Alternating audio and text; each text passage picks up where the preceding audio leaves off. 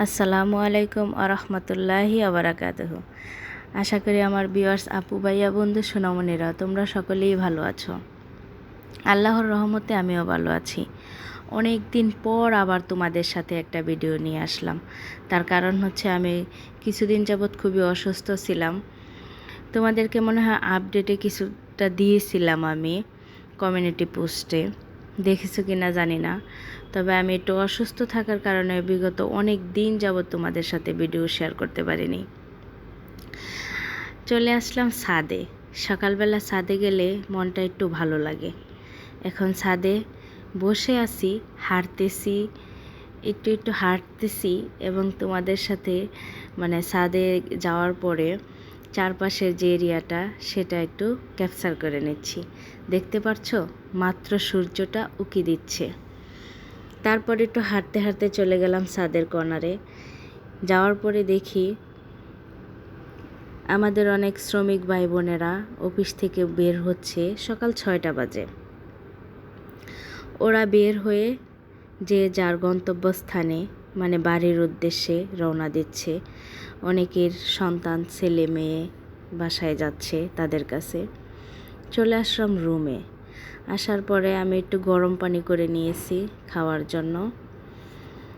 আবার ওইখানে পাতিলে একটু পানি নিয়ে আমি ডিম সিদ্ধ করতে বসাবো। ছেলে স্কুলে যাবে, সে ডিম খাবে। তোমাদের ভাইয়া অফিসে যাবে, ডিম খাবে। আর আমি রেগুলার একটা খাই, ওরা 2টা করে খায়। আমি ডিম আসলে বেশি পরিমাণ খাওয়া হচ্ছে, অপছন্দের তালিকায় চলে যাচ্ছে, কিন্তু খেতেই হবে, কিছু করার নেই। তা আমি এখানে গরম পানির মধ্যে একটু লেবু চিপে নিচ্ছি খাওয়ার জন্য সকালবেলা। তোমরা আমাকে একটু কমেন্টের মাধ্যমে জানিও তো, গরম পানিতে লেবু খাওয়াটা কি ভালো না ক্ষতি?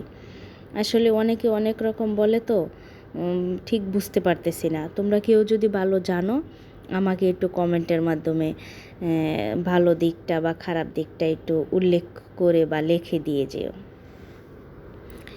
এই তো সবার বিছানা থেকে উঠা হয়ে গেছে।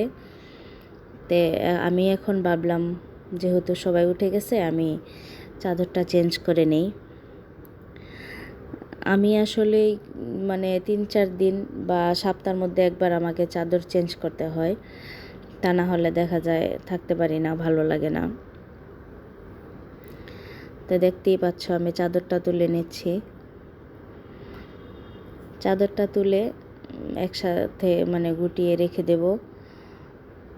ধোয়ার সময় যখন হবে ধুয়ে দেব। এখানে আবার সন্ধ্যার দিকে আরাফাত পড়তে বসছিল, ও বই খাতা সব রেখে দিছে, এগুলোও গোছাতে হবে। বিছানা গোছাতে এসে জানালার দিকে চোখ পড়লো। আমি আবার একটু জানালার দিকে না তাকালে আমার ভালো লাগে না। এই তো দেখতেই পাচ্ছ কত সুন্দর গাছ। আমি মনে হয় রান্না করতে গেলেও আমি জানালা দিয়ে গাছ দেখি, বেডরুমে আসলেও তাই।